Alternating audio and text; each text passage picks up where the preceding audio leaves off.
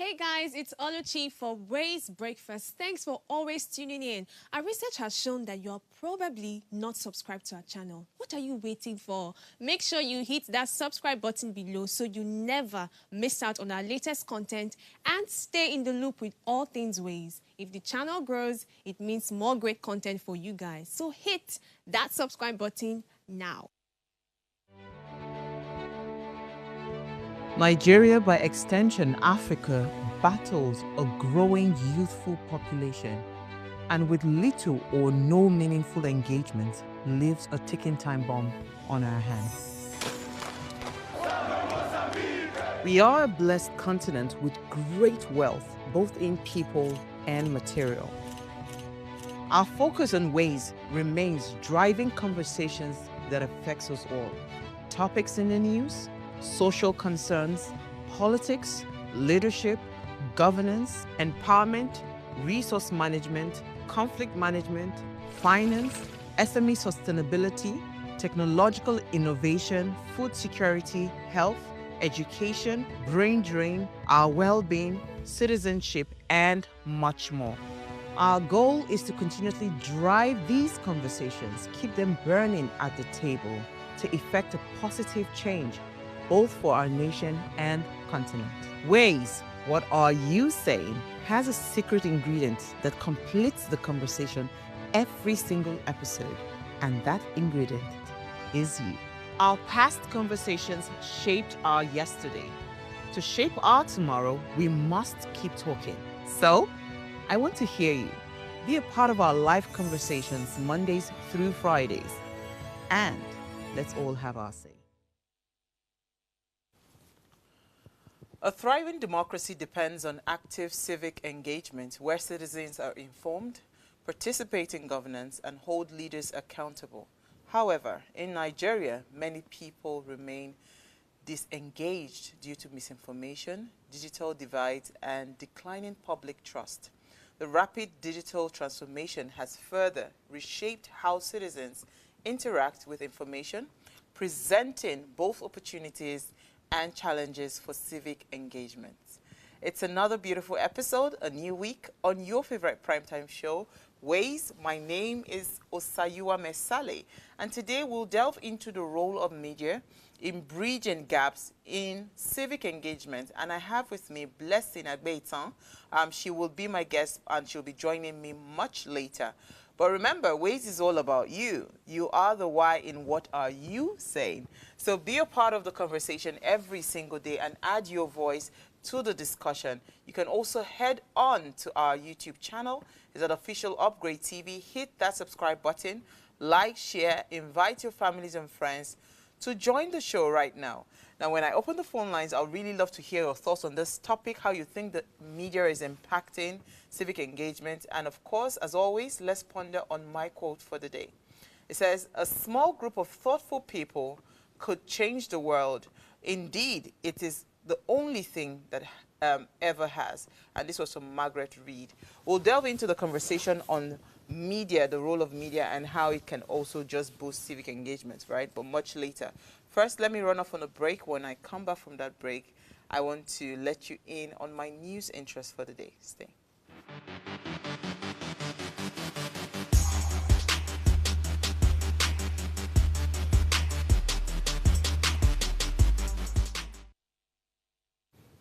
All right, thanks for staying with me. So I saw two interesting stories today. I'd like to touch on them. First of all, I hear that I read that Nigeria spends about 18 trillion on crude oil production annually. So from the report, right, stakeholders are worried as Nigerians, of course, they say they spend about 18 trillion crude oil production, and this was a report I saw in the Punch. From the report, 1.5 trillion naira is being spent on crude production monthly, while 18 trillion is spent annually. So extracting a barrel of crude, they said that the minimum that they spend in extracting a barrel of crude is about $25, which then brings that to about, if they're doing, according to the report, 14 million barrels per day, it means that we're spending about $85 million on producing oil. that now amounts to about $1.05 billion per month. So the reason I'm taking this story is, honestly, I think we are almost there. I've always said that, there has to be a justification as to how that liter, that price per liter ends up, being the amount that is set at the end user's side, which is from the pumping or the gas stations and all of that. So if for anything, right, this is the kind of transparency we want to see, then who are the people auditing this report to be sure that this report, there's integrity in the report, that it is not a bloated figure? But imagine if Nigerians truly understood the cost of extracting and, of course, refining crude per day, and how much is spent on that entire process. Then it just reduces the number of complaints around, oh, the price of fuel must go down or the price of fuel must remain at a certain price. If we are able to know the exact amount, then again, of course, we know that these guys that are doing this business, they're all business people. They would want to make their margins. It's fine. But at least for decency's sake and for the sake of accountability and integrity, let every Nigerian understand the process. We just need information. We need to be enlightened how that entire process from the ground is extracted. It is, purified and processed, and it now ends up being fuel in our tank. That entire process, there is supposed to be naira and kobo attached to it. So once we start to get informations like this, it then helps us to calculate and say, okay, yes, refining crude is actually a very expensive venture. So if somebody says, oh, tomorrow fuel price is 2,000 per liter, for instance, I don't think there'll be much complaints, because now we understand how much it costs. The only question, or the only thing I would add to this report is, who then verifies that this is not an inflated report, that this report is actually, would I say, in range as to how it's supposed to be, not that somebody is just deciding to say, you know what, I want to put an exaggerated amount like we see with most contracts, here in Nigeria. So yeah, that was one story that I thought, was worth mentioning, because me, I'm really monitoring this crude price. We need to monitor it. Let us know what we are doing. I heard that Dangote successfully supplied Saudi Aramco. I read that again, I think earlier today. Some good millions of liters. I say, From the report, it be like $35 million. I say, Baba is chilling, That's interesting. All right, so I wanted to touch on this second story that I saw. Ex-winner of Nigerian Idol, I think his name is KP's, Kunle Ogunrobi, that's his full name, but he's popularly called KP's. He claimed that his prize money, that Nigerian Idol organizers failed to deliver the prices that he won. So according to him, he won 7.5 million naira, a car. He was also supposed to go on a 2 weeks trip to Dubai. But unfortunately, I don't know whether at all, because the story was quite sketchy, and I've not gone to watch, because it was said that he mentioned this at the Honest Bunch podcast, but I've not gone to watch it, so I'll probably go and catch it. But the reason I'm actually putting this out there to talk about it is that this is what is common when you see young people. They want to go into Big Brother house, for instance. They want to go into shows like the Nigerian Idol, Nigeria Got Talent, all these reality shows, right? And usually what it comes with a lot of popularity. I've always said it, that popularity does not equate to money in your pocket. Popularity does not equate to you being comfortable. But you see, what popularity does, it's just like us on TV. You're here every day, somebody sees you on TV and just automatically think that you have money. But that's not how it applies. And across all media channels, forget the channel, any on-air personality you see, for you to actually come out of that point of where you're lacking, you have to go and look for more things, like different crafts to do, to be able to, like multiple streams of income, to be able to make money. So it is the mindset that you think that, oh, if I go into this place, I'll come out popular, I'll come out this. It leaves you even worse off, because now the Okada that used to enter in peace, that nobody was disturbing you, you can't go into those Okadas anymore. You can't just go anywhere anymore. You can't just go to your mama, your booker by the side to say you want to go and buy your amala and ewedu and gbegiri in peace. Nobody, because automatically, especially because he was the winner, there is already something that is placed like, oh, you are supposed to be a star overnight. But it doesn't work that way. It has never worked that way, and I don't think it will ever. Anybody you see that comes out of shows like this or reality events like that, you need to be sure that you need to be very clear that those people actually put in a lot of work to make themselves commercially commercially marketable, and also that they become self-sufficient, and they are easily, they can easily make money, and they expand their streams of income. But I just want to say to the organizers of Nigerian Idol, if this holds true, then I don't think this is a fair thing to do, because again, you can't just bring somebody out of a place, all of a sudden the person is bestowed upon, overnight you are a celebrity. The least you can do as an organization is also try to keep up with the lifestyle that comes with that status that you have given to him. Because from the report, it was saying that he was going all over the place, attending different kinds of interviews and talking on an empty stomach, and it's not palatable. Media is one of the most deceptive places that you can ever be in, right? Especially when you're in the limelight, when you're in the face of the public. It's one of the most deceptive places you can be in. So for you to actually be financially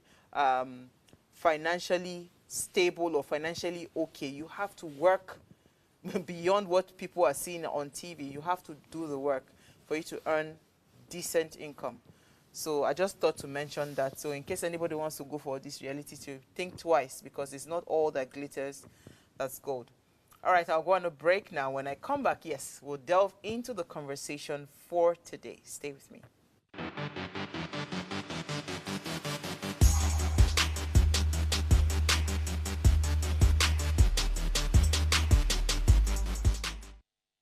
Tell us you're a Nigerian without saying a word. Energy security is one of the most pressing issues for many developing countries like Nigeria. And if there's going to be any meaningful progress, addressing our energy issues is non-negotiable. I need to see light for my house.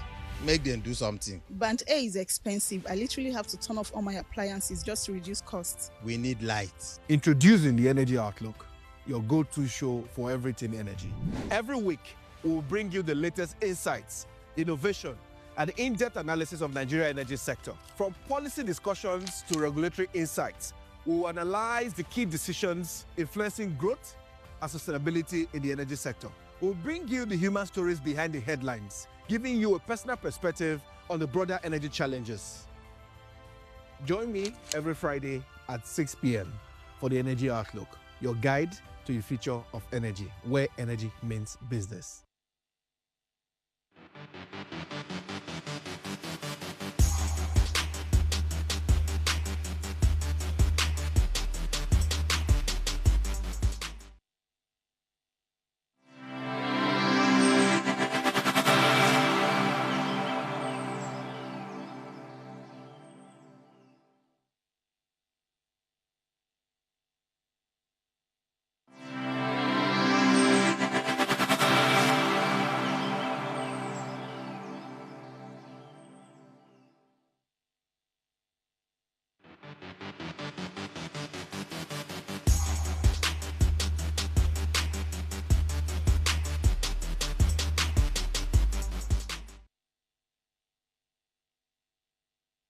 All right, thanks for staying tuned. Now, the rise of artificial intelligence, that's AI, social media algorithms, and targeted information campaigns has made it easier to manipulate public opinions.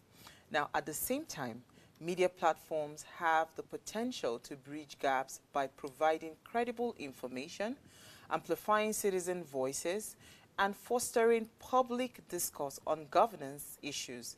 However, the media landscape is also evolving in ways that complicate engagements. Now, platforms like X, formerly called Twitter, once a hub for activism and discourse, have become increasingly polarized with toxicity, misinformation, and personal attack, deterring, of course, meaningful conversations. So, yeah, there's just a lot going on within media spaces all across, our social media handles. So, to join me in this conversation is Blessing Agbeetan.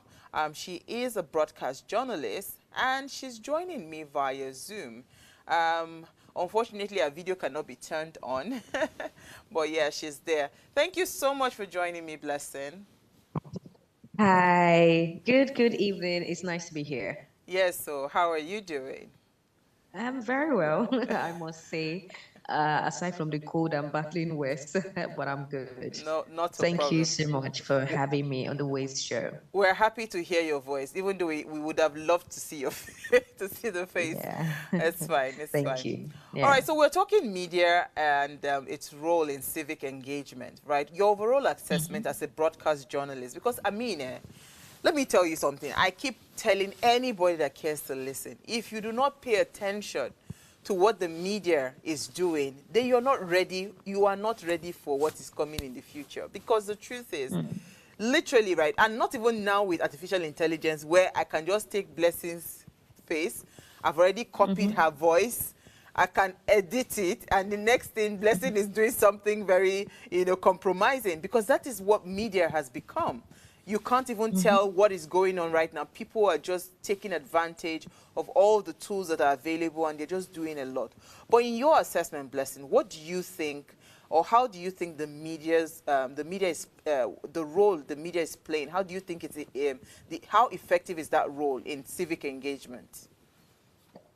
All right. Thank you once again for having me on the program tonight. I would say that basically the media is supposed to inform, educate, apart from entertainment and all of that, ensuring that the people are in the know about government policies and actions, as well as serve as watchdog. But the question I think we should be asking is the media really playing the role or acting that part as the watchdog, ensuring that the people are very much aware about the policies, actions, and everything that the government is doing, and ensuring that all of those things are put out there for people to even have things to do.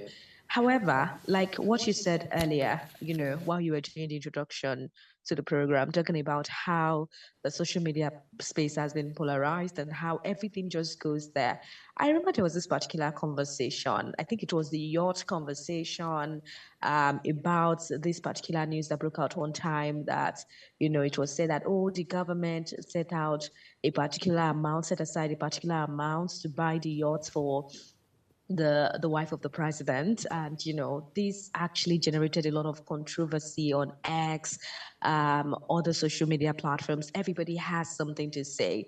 I think it was thereafter that the government now came out to say, okay, apparently the yacht is not actually meant for the wife of the president, for the first lady. It is actually meant for the navy or thereabouts. I cannot really remember now. Yeah. But I'm saying that is the media really playing the role? Because one would have expected, as a media practitioners, I mean, we have investigative journalists who are supposed to, maybe put this upon themselves, go out there, really investigate and, put out the right information. We have a lot of work to do, if you ask me, because every day you wake up to one false story or the other. Just like you said, AI is everywhere. I'm trying to remember the name of this journalist now. I don't know why his name just left my head.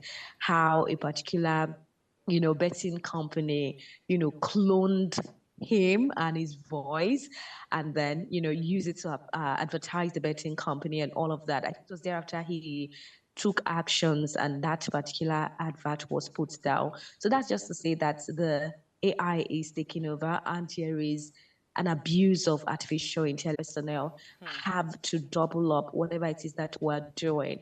I mean, it lies on you and I, all of us. It is our responsibility to ensure that the right information is put out there. People have access to adequate information. It is also the right of the government, maybe not right now. It also lies on the government to ensure that we have access to all of this information. One thing I would always say is that when I have conversations about government policies and actions, and then how the citizens are supposed to react or how the citizens are supposed to behave, when the citizens have adequate knowledge, I mean, we're not going to go on X and start saying what is not, because this is how it works. One person will come with a particular write-up. Before you know it, another person is sharing it. Before you know it, another person is sharing it, and it goes on and on and on. Before you know it, a lot of people are already having, Absolutely. And those negative news actually even travels faster, right?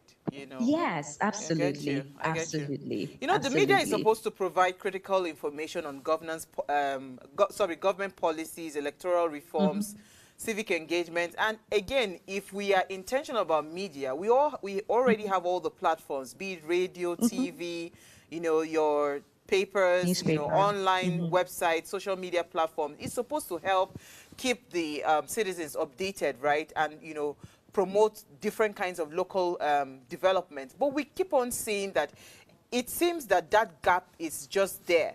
But where does the role of funding happens with all of this? Because let me tell you something, Blessing. It is the person that is paying me that I will help you say what you want to say or what you want me to say. So, we have a major issue, because most times when I hear people say that, oh, the media is not doing enough, well, it is whoever that is paying the piper that dictates the tune, right? That is the adage. So if we keep on having media underfunded, it is going to be very difficult for the platforms to project what needs to be projected, right? You're supposed to shine the spotlight on things. You're supposed to be the watchdog, like you rightly mentioned earlier, right? But if I am the one paying you, you cannot be my watchdog. I will tell you what I want you to say.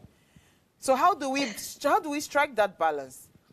That's actually a big question, honestly. Because I naturally think that, just like you said, he who pays the piper dictates its tune. At the end of the day, apart from the payment, you don't want to be on the other side of the government. You don't want to be on the bad book or in the bad book, as the case may be. I remember there was a particular time where there was so much clamp down on media organizations. Oh, you don't have to say this. This is something you should not say. And then at that point, it is more like, let me use myself as an instance. You're on the newspaper review, and then a caller calls to say, oh, the government is this, the government is that. And at the end of the day, because you have to protect your job, you don't want your organization to lose the license. You have to cut the caller to say, oh, you cannot say this on the national radio, or you cannot say this and that. And at the end of the day, the caller gets angry to say, oh, you're pro this person, you're pro that person. I don't know if that has happened to you a couple of times. Of course, it has happened to me a couple of times. At the end of the day, they come for me to say, oh, I'm on the side of the government, without knowing that. I mean, at that point in time, I don't want my organization to run into trouble. Just like you said, I have to protect the interest of my organization, even though I owe my loyalty to the public. My assignment is to ensure that they are duly informed, they are aware about everything happening.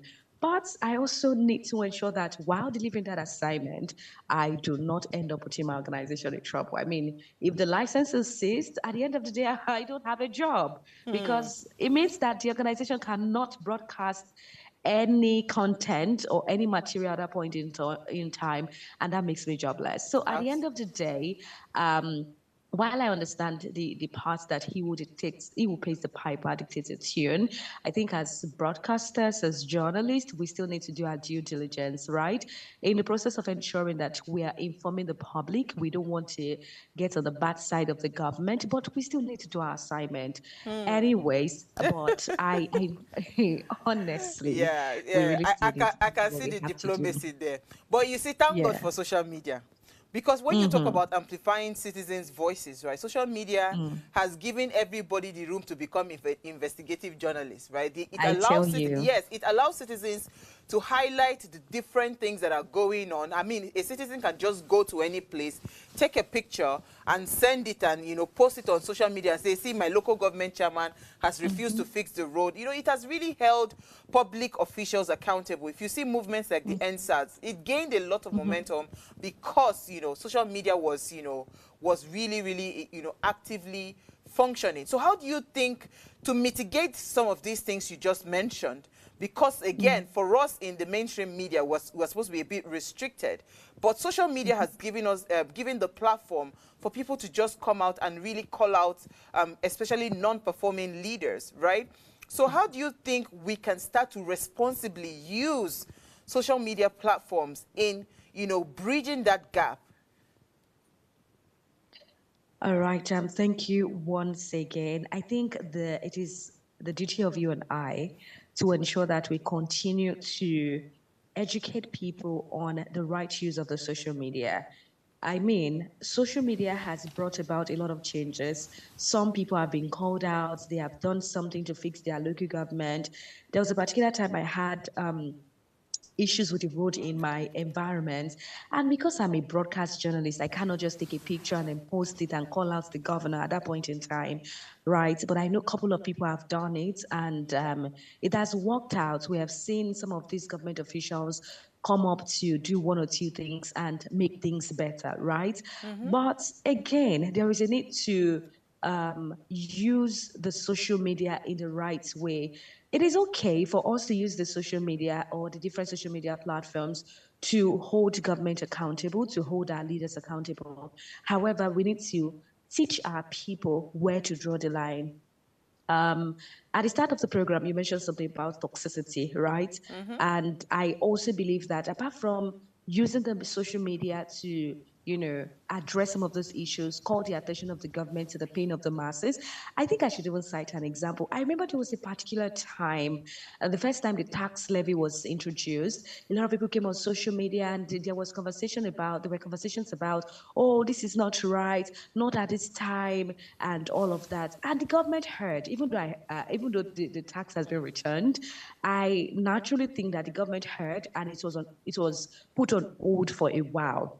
So that is what we should sensitize the public to use the media for.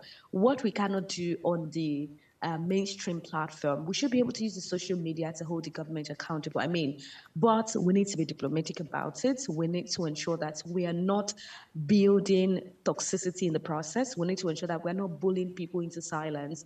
We need to ensure that because somebody is not supporting who you love, doesn't mean that you should start attacking the person. Social media should not be used as a form of attacking people. Instead, we should use it to, hold government accountable. Let us remind the government, okay, when you were campaigning, these were the things you highlight in your manifesto.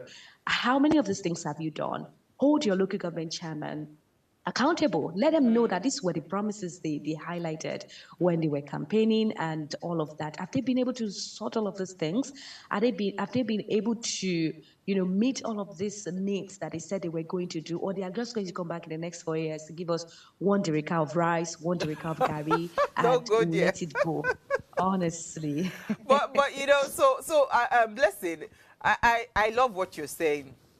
But you see, the thing is, right, whether we like it or not, there is a lot of shifts that has happened when it comes to information dissemination. A lot of people have moved, they've shifted to a lot of digital platforms.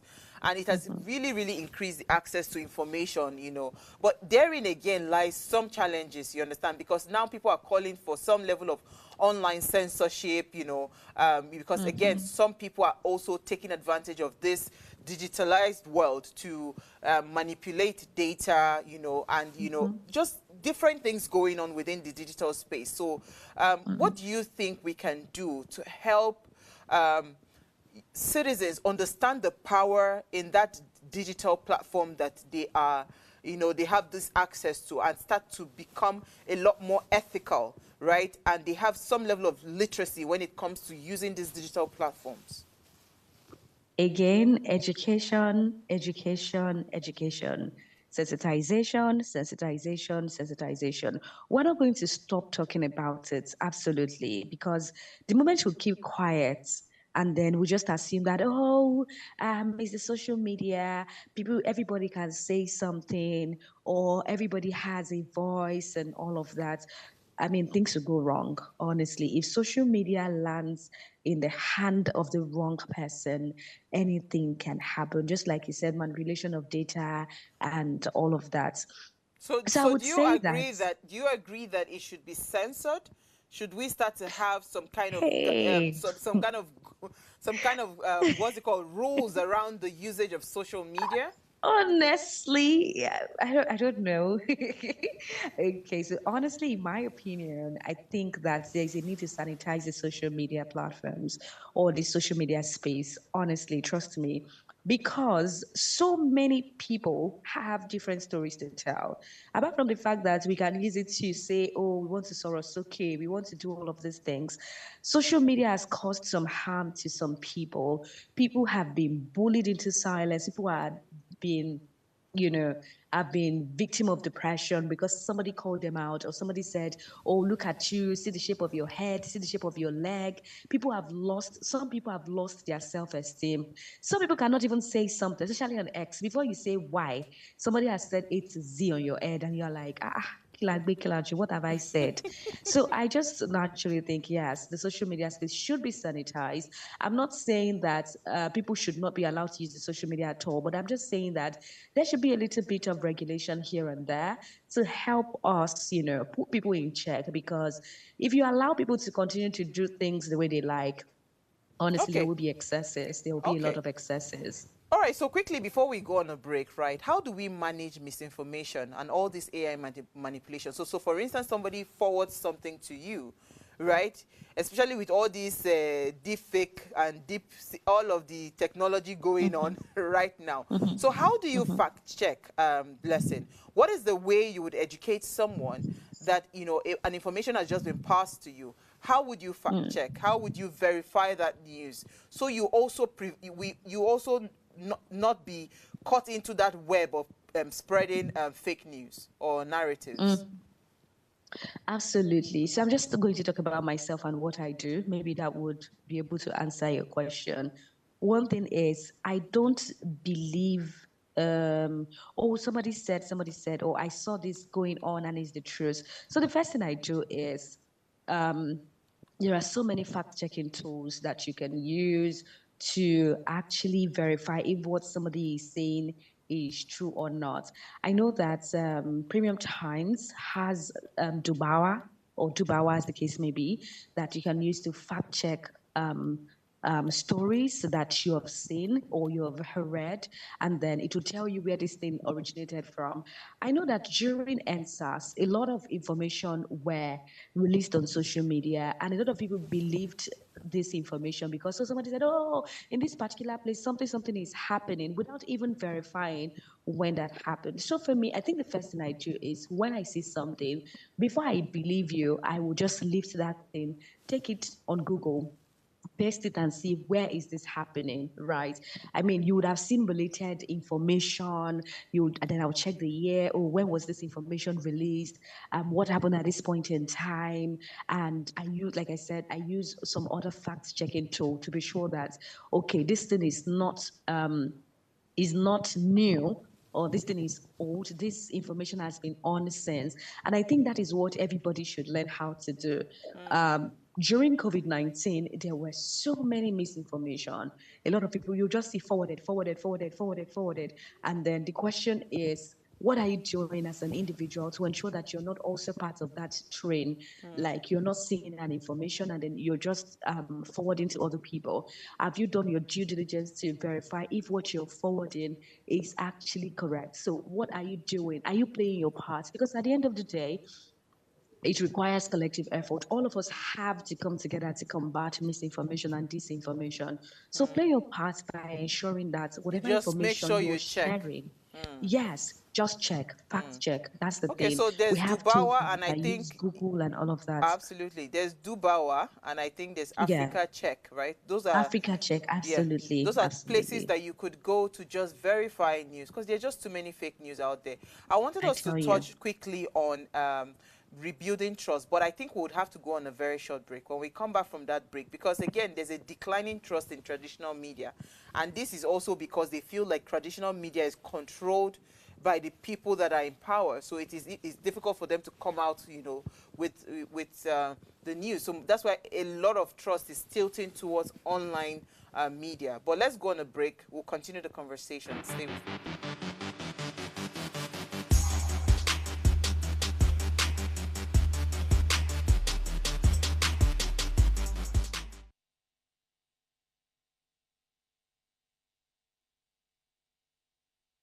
All right, thanks for staying tuned. Now, Blessing Agbeetan is still my guest for this evening, and we're having an amazing conversation on the role of media in bridging gaps in civic engagement. Now, please, let's hear what you have to say. Remember, you can join the conversation. Send us an SMS or WhatsApp to 081-803-84663. You can also call our phone lines 07025007749 or 07014242420. And let's hear what you have to say. I'd like to, Blessing, come back to you on trust, right? Because again, most people are tilting towards online media because they feel like those online media is like they have the heart of the people. They're not compromised. Traditional media, it is the people in power. I don't want to mention some specific what's it called, TV media houses, because it's like right now in Nigeria, there's a particular media house you mention, it is APC. There's another media house you mentioned is PDP. So I mean, this is what we see play out within the traditional media space. So do you want to quickly touch on how you think traditional media houses can begin to build trust, again, because again there's a decline in trust when it comes to the citizens? You're absolutely correct. I mean, if you pick 10 people, 9 people will tell you that whatever it is they are hearing from the radio or the TV is not right because they are on the side of the government. I mean, I literally shared my experience on the show earlier when I said sometimes on the newspaper, because you're trying not to get into trouble with NBC, and then somebody's calling to say, oh, that government is this, that government is that, and then you're trying to say, oh, you cannot say that on national radio, you cannot say this, and then they tell you, go away, you are supporting the government and all of that. So how can we build trust? That's a big question. Honestly, it means that we have to do a whole lot. We have to visit the roots, and by visiting the roots has to do with you you doing all you can to ensure that you tell people what they want to hear. I don't want to mention any media organization now, but you will agree with me that there are some organizations that have gone out of their ways, or some broadcasters who have gone out of their way to show that, oh, they belong to the people. So they say things that the people want to hear. Even though some of the things that they say are not right, or some of the things that they say have the tendency of triggering people. But I would say that we have to go back to the source. We need to ensure that whatever information we're putting out there But is genuine and correct, absolutely. But right? You cannot even afford to put out something and then somebody somewhere tells you, oh, that media organization put out this information, but it is wrong. I mean, it's even a slap on the media organization. So I think that we need to go back to the drawing board, ensure that before we put out anything, we are sure that whatever it is that we're putting out is correct. And then we are ensuring that it is what would benefit the public. We have to ensure that whatever information we're putting out benefit the public. Like, what is it that the government want to hear? Okay, so the government wants to hear about fuel prices now. I think you did a story earlier on that, and they want to know what is happening right? So the fuel prices have dropped. Why did it drop? What is Dangote saying? I mean, some journalists can take it upon themselves to even maybe write a letter to Dangote and say, we want to come to your refinery. We want to see what is really happening. I know it's a lot because journalists are humans too. They have their personal stuff they are dealing with. And then, some people, because it's not even encouraged, just like you said, you have to double your hustle, have like 2, 3 jobs to keep up with the appearance. Because somebody just assumes somewhere that because you're working on radio or you're working on TV, you're rich, and then they are taxing you, asking you for money and all of that. So journalists also have a life to live and all of that. But we need to be able to put out the right information. So imagine a radio station, let me not just say radio station, imagine a media house goes out of the way to go to Dangote refinery to get all of the information that the people want to hear. And then they do a detailed report on it and put it out. Don't you think the people will want to stay stuck to that organization? Exactly, that is what is going to happen. But you see, yeah, they will stay stuck. But you see, right, Blessing, if that report that they finish collating, in the end, Dangote then says to them, you cannot report this. You understand? What then happens? It means that the report is compromised, because in the end, it is going to be whatever it is that he says, this is what you can report, that is what they report eventually. So how do we even gain freedom in terms of press?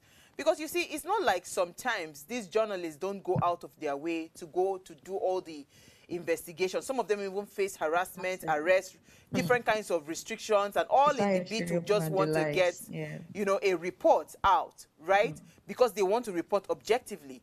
But if, the journalists, like you rightly said, some of them are struggling financially, some of them, if there is some level of, elements that would make them compromise, it'll be difficult for us to be able to get, some of these stories, in their raw form out, Don't you think so?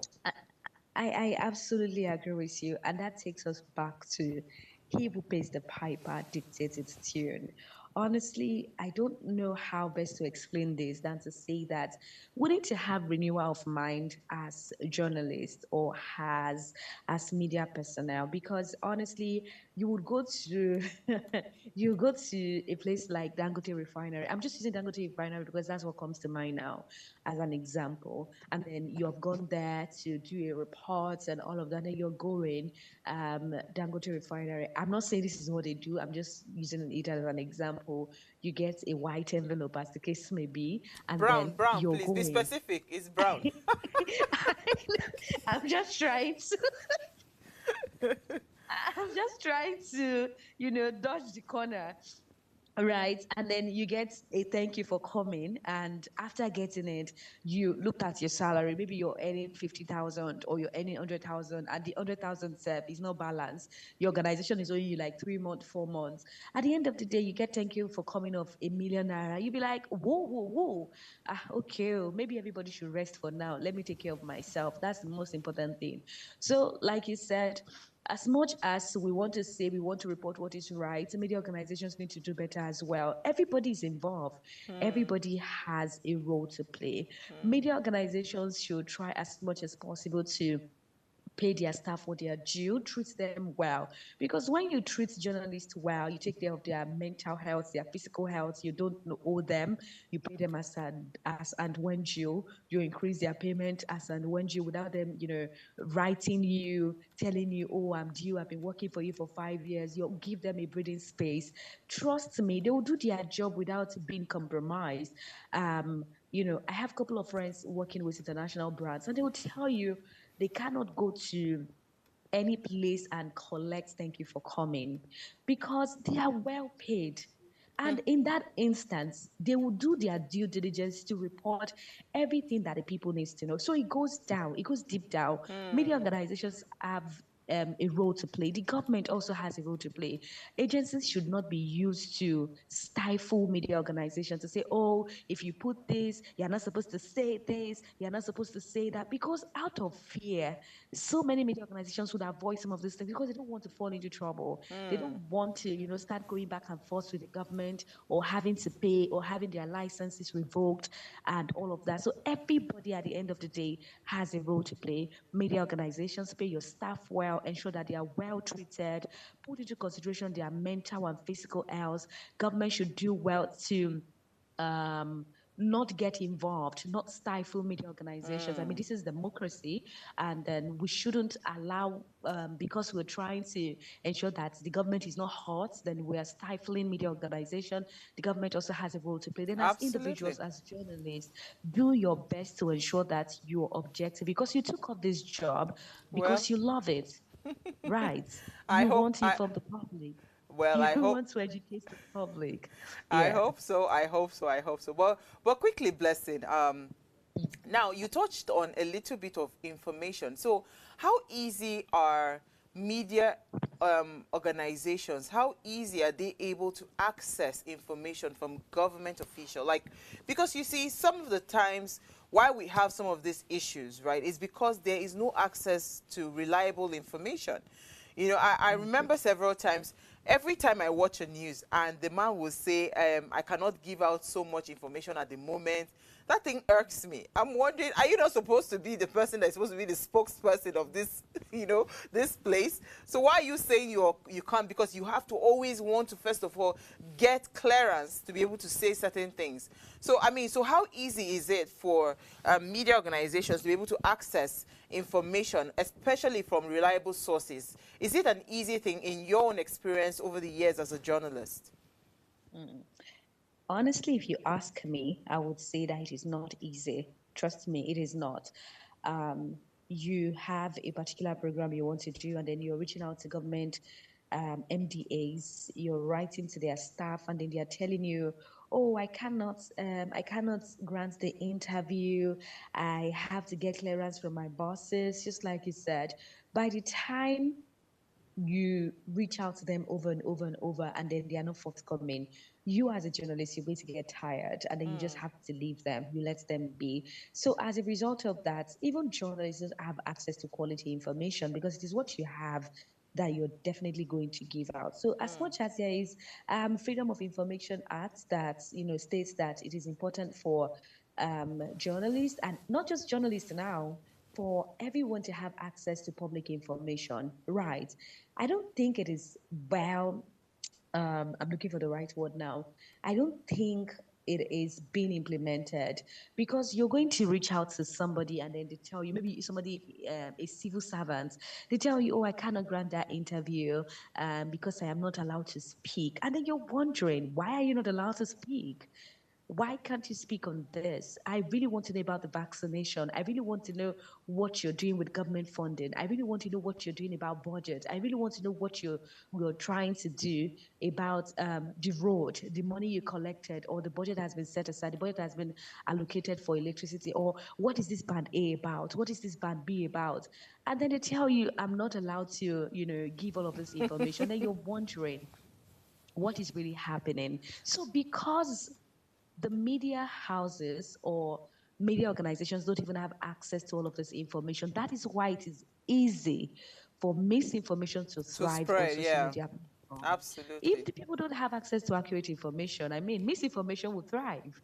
So Absolutely. that's why we're here. I Absolutely. just really hope that, all these government agencies, whatever it is, that, whatever law that has been put in place to limit or restrict people from, talking about some of these things, I really just hope that they can revisit it.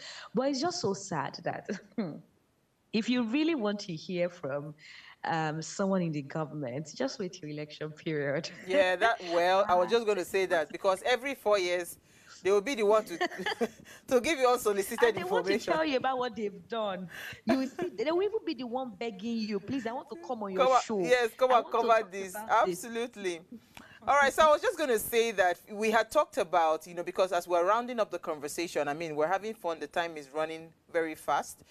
How can citizens leverage the media for civic engagement? So if we're talking about credible places to follow in terms of sources of information, we've mentioned a few before now.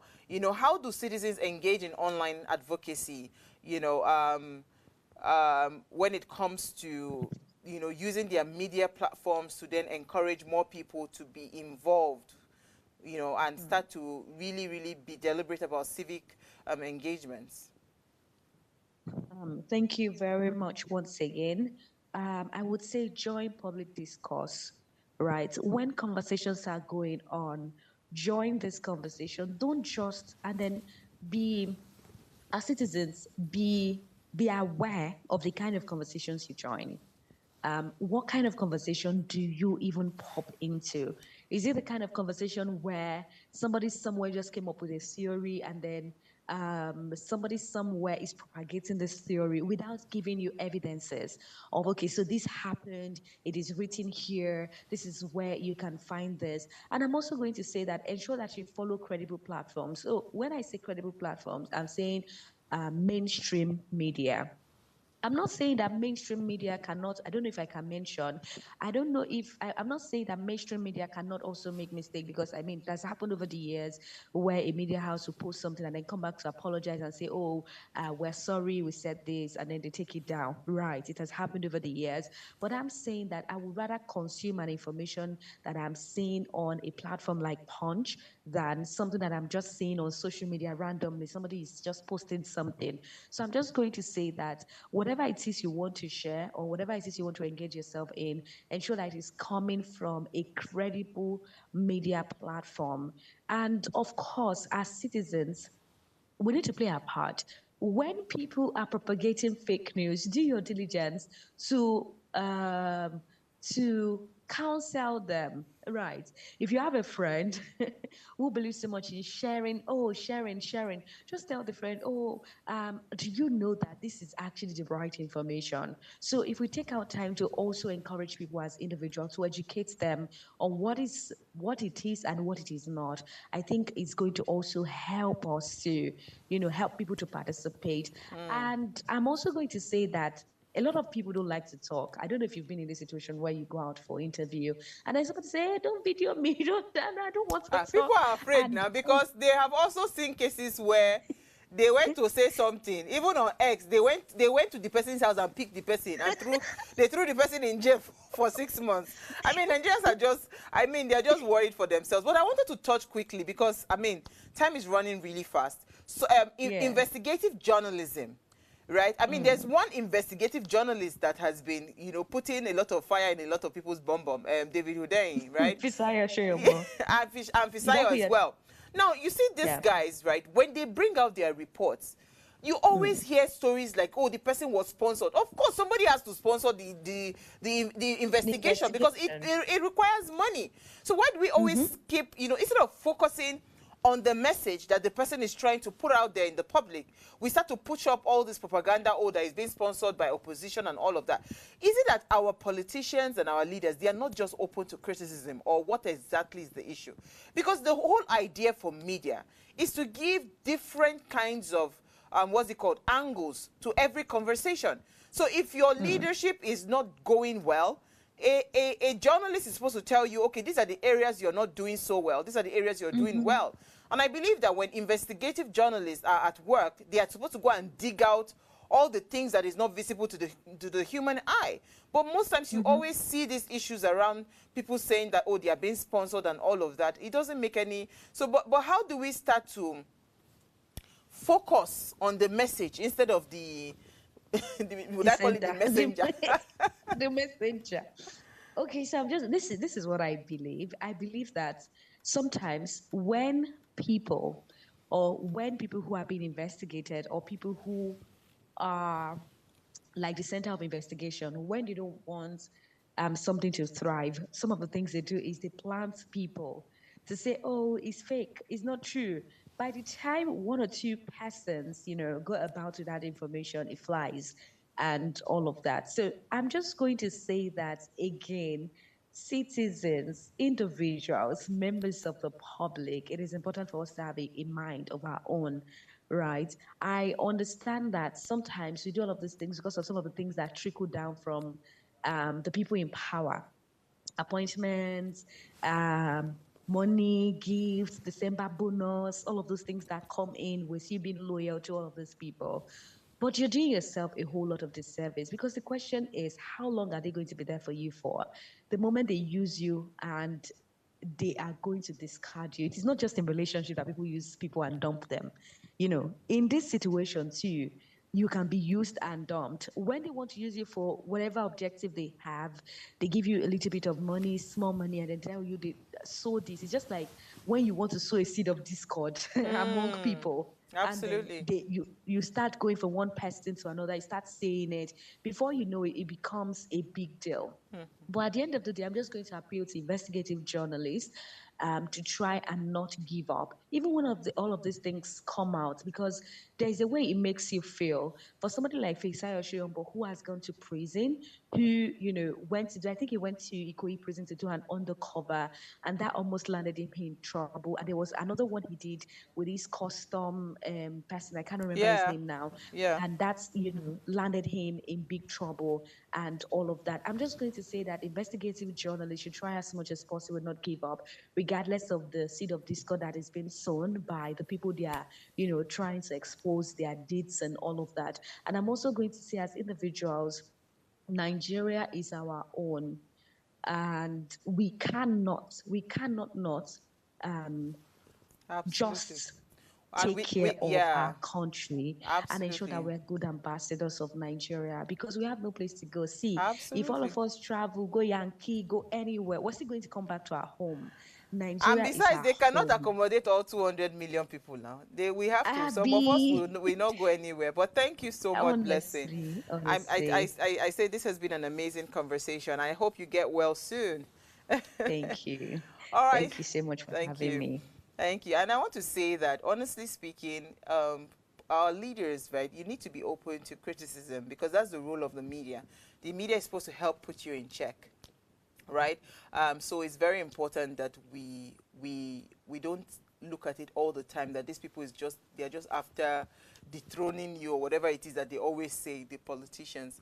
All right, I would like to part with this that says that the role of civic society organizations in strengthening civic engagements, organizations like EIE, their role is very crucial in bridging the gap between citizens and governance. Through platforms like shineyoureye.org, they enable people to contact their elected representative, access credible information, and hold leaders accountable by consistently posting educational content and amplifying citizens' voices. These CSOs contribute to more informed and engaged citizens. So our call to action would be, you must hold your government accountable by actively questioning their policies and demanding transparency. You also need to use platforms like shineyoureye.org that I've mentioned before to directly engage with your elected representatives and push for change. You also need to follow credible news and supportive news sources and support investigative journalism to stay informed. You must support those guys that do those investigations. It's not an easy feat. You also need to participate in civic discussions like Blessing had mentioned, both online, offline, ensuring that engagements remain constructive. You must also verify information. Don't just share information. Don't be part of the people that are misleading people. You must also advocate for press freedom, and you must also push back against any form of government censorship. Civic engagement in Nigeria is at a crossroad. So while digital media offers unprecedented opportunities to hold leaders accountable, it presents challenges such as misinformation and, of course, manipulations and toxic natures in the online discourse. So all of these things, right, there are opportunities and there are challenges, but we must keep on pushing and playing our part. Nigerians can navigate some of these challenges and ensure that their voices continue to contribute to meaningful change. So you don't stop. I'll see you guys tomorrow. Ensure you follow us across all our social media handle. Enjoy the rest of your evening.